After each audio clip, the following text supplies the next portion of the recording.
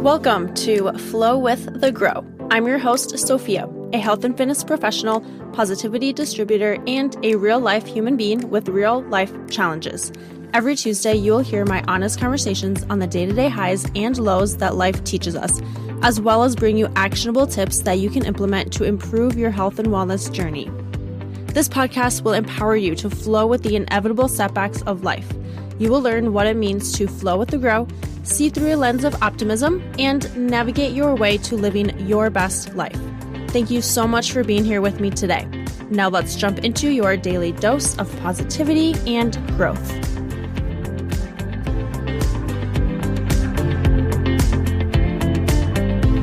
Happy Mental Health Awareness Month.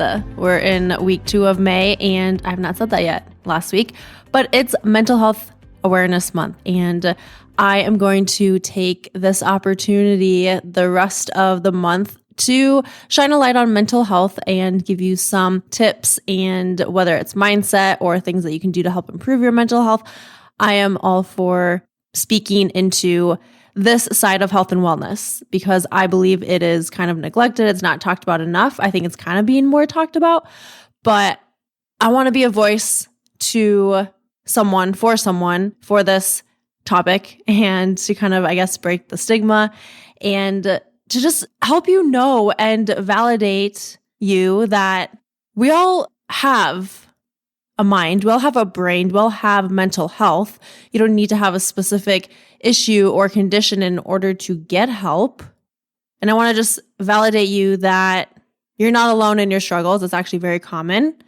So in today's episode, I'm going to share some misconceptions around mental health, as well as a viewpoint from my perspective, and a few things that you can do to help improve your mental health. By the way, if you're new here, I just want to say welcome. Thank you for joining me. I appreciate you. My goal is always to give you a different perspective and a few tips and things that you can walk away from each episode to incorporate into your daily life to help you improve your health and fitness and wellness and mental health mindset. So, like I said, May is Mental Health Awareness Month, and I'm taking full advantage to share some important reminders with this next message that I'm about to share to shine a light on mental health. And this is something that I also shared on my other social media platforms on Instagram and Facebook, but I think it's so important. Whether you have a mental health illness, condition, or not, we all have mental health to take care of. Every single human, all of us. We all have a heart and a mind and emotions and feelings that need checked in on and prioritized.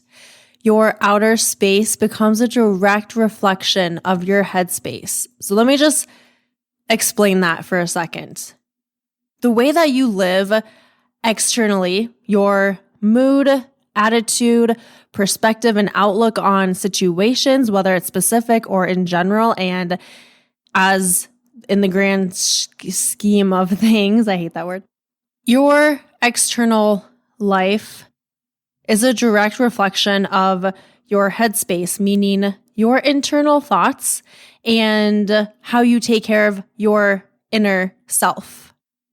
The way that someone prioritizes maybe meditation, therapy, working on themselves internally, their outlook on different situations are going to maybe look a lot more different compared to someone who doesn't prioritize their inner thoughts and growing, like growth in general. And the way they view a situation may be with frustration, negativity. They see the world and the situation as mean or like, I don't know even how to explain it in the moment, I guess, but the views of things are just much different. And so your outer space, your external life, then becomes a direct reflection of how you take care of your inside and of your headspace. I believe we need to normalize prioritizing mental health. I've said it before and I'll say it again. Mental health is just as important, if not more important, than physical health. Because that physical health piece actually comes after the mental health piece. So we need to prioritize taking action on this piece of our wellness. We need to normalize checking in with yourself, checking in with yourself on the daily and making it a practice, making it normal so that it's not weird to just be like, well, I'm checking in on myself today. Or, hey, you should check in on yourself, like giving our friends that permission to do that. We need to normalize checking in on our friends who do seem strong. People who may look strong on the outside may actually be really struggling on the inside. So although they may seem strong, like nothing's wrong, mentally they're in a good place, they're happy all the time, positive, they seem to take care of other people and they are serving other people and they seem to have their shit together. Those are also the people who we need to check in on and normalize checking in on them. We need to normalize asking for support and getting help. I feel like it's weird and just not normal for us to ask for the support because maybe we feel like we don't need it or we shouldn't need it.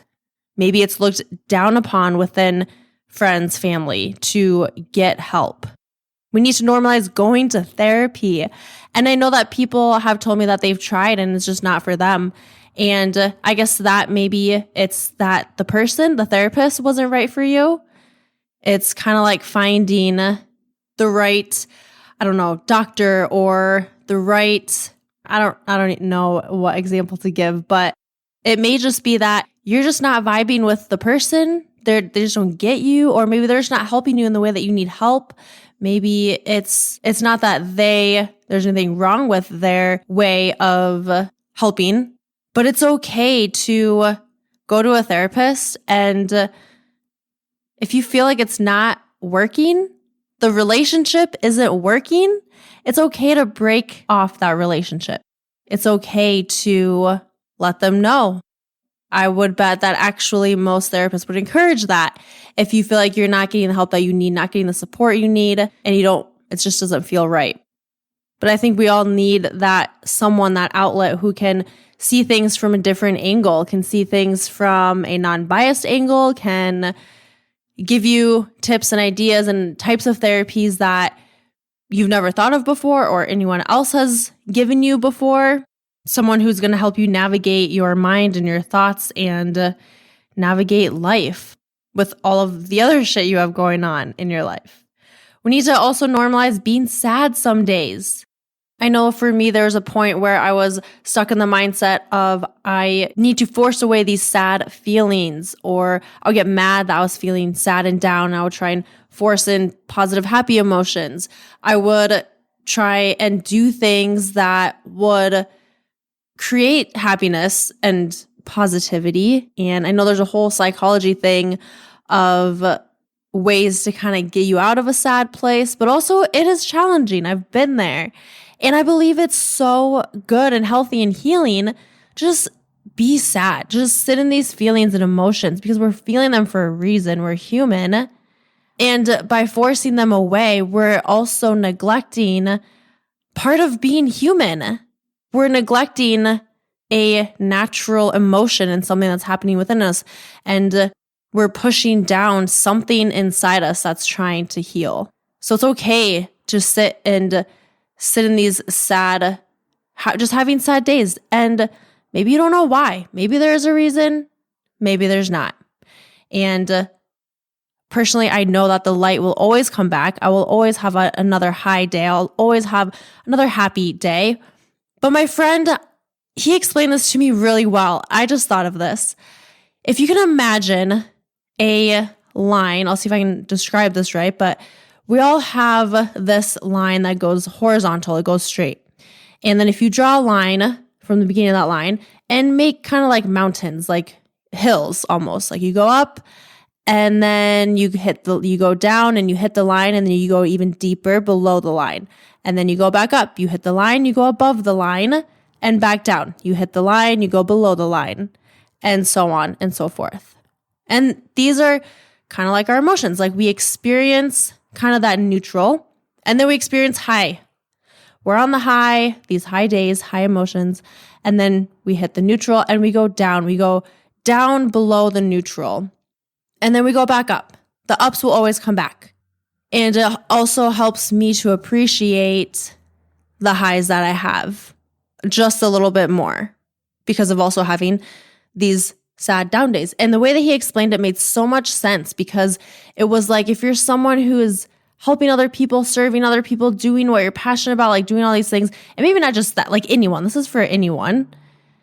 But when you do experience those, and some people live in that neutral state for maybe most of their days, every day, and some people will experience these highs. And by experiencing these highs, those downs, maybe even more down because of the high of the highs that you have. I hope that makes sense to you. I tried to explain it clearly and simply. It made sense in my brain, but we have these highs, we have neutral, we have low, and we experience highs, we experience neutral, we experience lows. Try and find some gratitude in all of it. And it's okay to be sad. It's okay to not know why. It's okay to have the whole day where you just kind of feel sad and down. I believe we need to normalize being okay with being sad some days.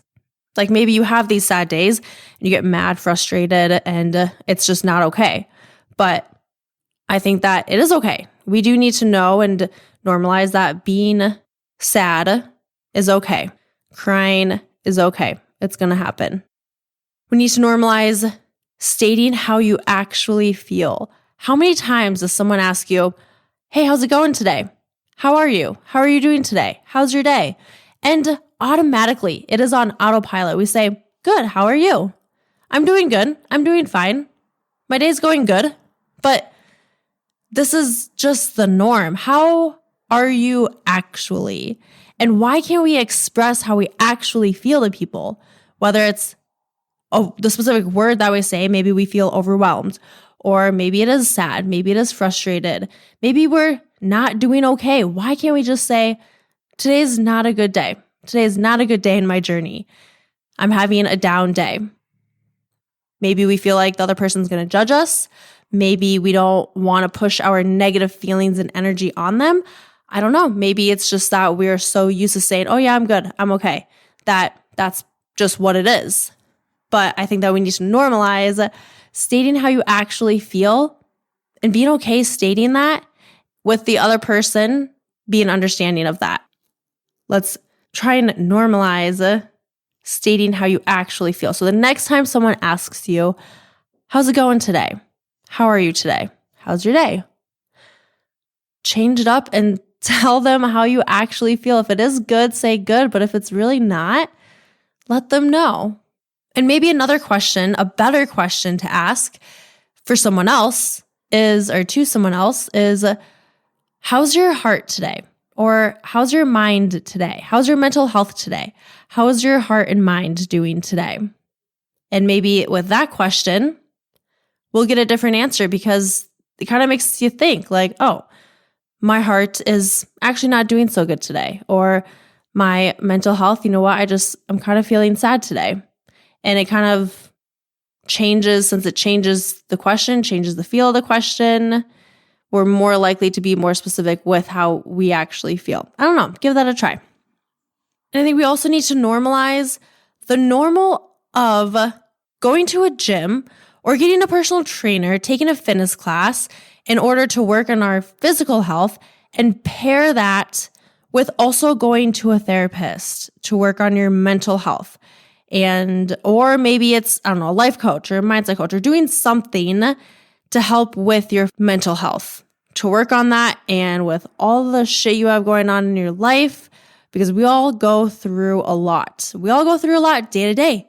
And every week we have so much going on, whether it's family, kids, work, job, side hustle, hobbies, friends, family, pets, lists of doing things, cleaning, doing this, and this. It just looks different and feels different for each person. It's not easy. This is hard work, but it's worth it. It's worth prioritizing, and it's actually a very common thing to struggle with, mental health. Your mental health is a vital part of true overall wellness. So I believe we need to start normalizing that as well, because mental health is health. Just a few misconceptions. And these are misconceptions that I believed in the past as well, maybe just because I never really looked into this aspect of health and wellness until I started prioritizing it. And then I started realizing the benefits of it, the benefits of prioritizing and how much of an impact it made. But there's this misconception that mental health is separate from our physical health. And actually, they're closely tied to our physical health, very much connected. People may think it's an easy thing to work on. False. It is a hard thing to work on, and it takes time. I know for myself, this next one I definitely believed, but this misconception that mental health is only for people with a mental illness, also false. It's something that all of us have. And just because what you struggle with looks and feels different from someone else, seems not as important, doesn't mean that it is more important, doesn't mean that it is any more of a struggle, doesn't mean that it doesn't matter. It does matter. There's this misconception that it's a rare thing to struggle with because it's not talked about really often.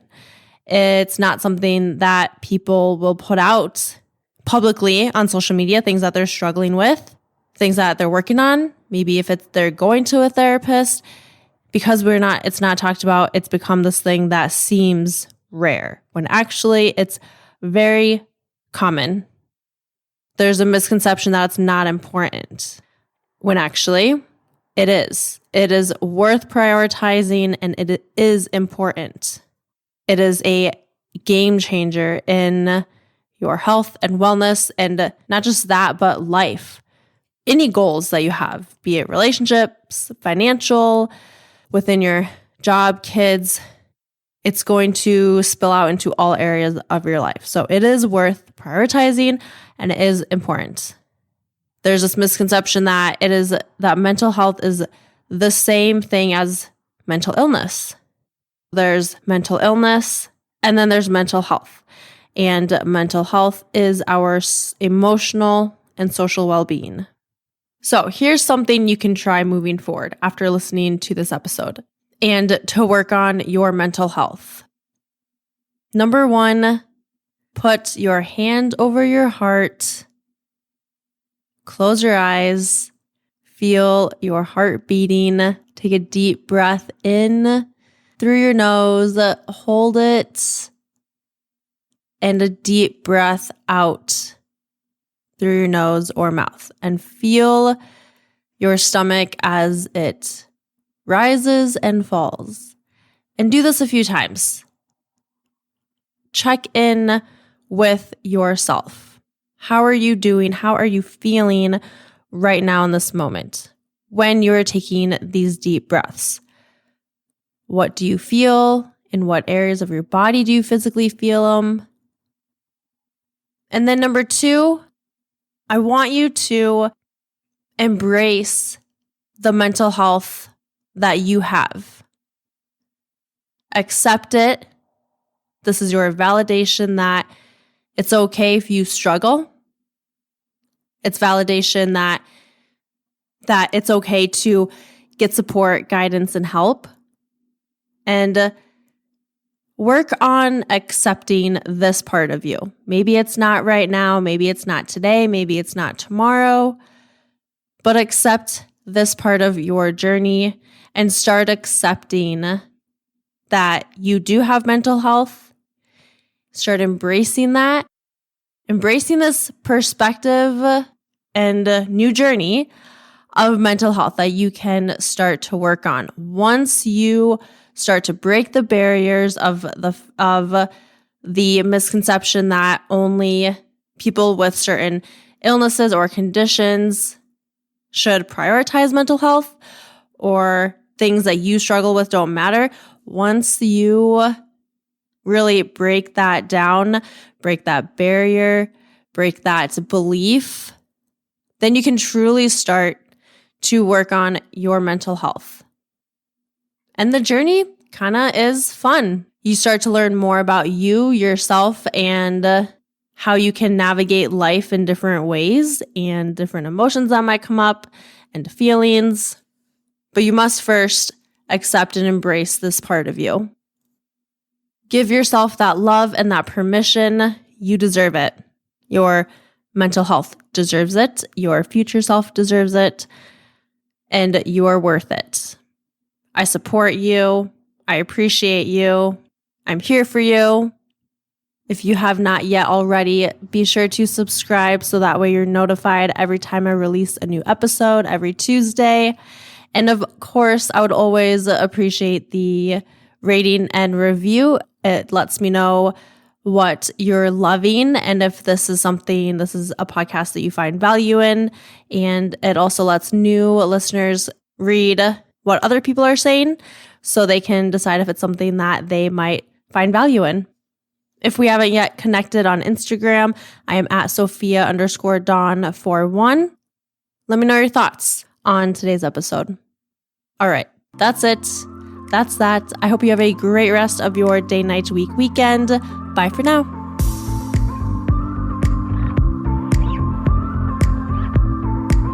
Thanks for tuning in to this episode of Flow with the Grow. I'll see you next week for your daily dose of positivity and growth.